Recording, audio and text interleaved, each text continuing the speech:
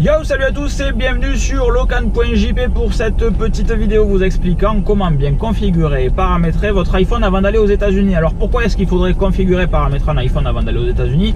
Pour plusieurs choses. Déjà, si vous voulez avoir de la data là-bas et pouvoir continuer à joindre les personnes qui elles sont restées en France car vous ne les avez pas invitées, honte à vous.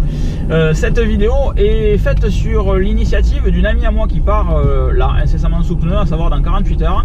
Et du coup, Céline, si tu regardes cette vidéo, c'est pour... Enfin, en même temps, tu as plutôt intérêt à regarder cette vidéo parce que c'est pour toi que je me la cogne. Comment configurer un iPhone quand vous partez aux États-Unis? La première des questions, c'est est-ce que vous voulez garder votre carte SIM et votre forfait aux États-Unis ou est-ce que vous allez prendre un autre forfait, une autre carte SIM? Moi, je vous encourage très fortement à prendre une carte SIM quand vous arrivez aux États-Unis. Alors, si vous y restez 2-3 jours, foncièrement, on s'en fout. Mais la plupart des séjours aux États-Unis, c'est 15 jours à la limite, entre 1 et 3 semaines, on dira. Et donc, dans ce genre de situation, clairement, il est très intéressant de prendre une carte SIM en arrivant aux États-Unis parce que, en regardant tout à l'heure, SFR propose une option de 400 mégas de data, ce qui est ridiculement nul, hein, surtout que considérant que vous êtes en vacances, vous ne connaissez pas les lieux, donc vous allez faire des recherches Google, vous allez charger des cartes, vous allez envoyer des photos à vos amis restés en France, etc. Ça consomme de la data, tout ça. Vous allez appeler les gens restés en France, alors que le reste du temps vous n'en avez rien à foutre, mais là vous les appelez pour les narguer un petit peu, ça fait partie du jeu. Et du coup, 400 mégas pour 35 € si je dis pas de bêtises, ce qui est excessivement cher. Soch propose 1 giga pour 29,99 € ou quelque chose dans le style. C'est pareil, c'est très cher. Alors moi je suis très copain avec T-Mobile, qui est un opérateur aux États-Unis et qui a l'avantage de proposer des prepaid plans, c'est donc des cartes prépayées. Vous allez dans le premier distributeur T-Mobile, dans la première boutique T-Mobile que vous voyez, et vous mettez 75 $ sur la table et T-Mobile vous fournit une carte SIM avec de la data illimitée, mais réellement illimitée. Vous pouvez tout télécharger, autant de trucs que vous voulez, etc. Vous pouvez regarder des vidéos sur internet, vous pouvez charger des cartes, faire du FaceTime, du Skype, etc. sans aucun problème, et ça c'est vraiment top. 75 $. Au moment où je fais cette vidéo, il y a également une promotion à 50 $ pour 10 gigas, ce qui est bien. Ce qui, je ne l'ai pas écrit dans l'article parce que bof, c'est quand même mieux d'avoir 75 $ et du full illimité.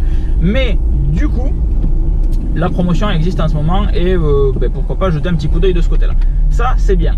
Et ensuite, il va vous falloir configurer votre iPhone parce que vous allez changer de carte SIM, c'est cool, mais du coup, vous allez également changer de numéro de téléphone puisque vous changez la carte SIM et que le numéro de téléphone est associé à la carte SIM. Donc, c'est là que vous allez aller dans Réglages, Messages et envoyer et recevoir, et vous allez configurer l'adresse mail, votre adresse mail, comme identifiant d'envoi et de réception de vos iMessages.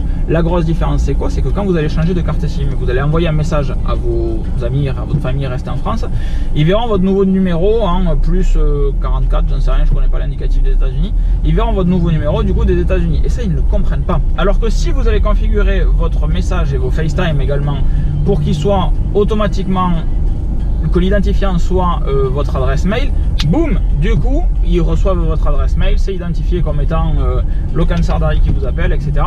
Et ça c'est super cool, ça change la vie à beaucoup de gens. Et si, comme je vous en ai parlé de cette solution de changer les identifiants et messages en 2014, si vous l'avez fait en 2014, eh bien il y a de très fortes chances que ça ne crée même pas de nouvelles conversations en message avec un identifiant étant un mail, puisque depuis 2014 il y a de très fortes chances que vos conversations soient déjà avec des adresses mail comme identifiant et non pas votre numéro de téléphone.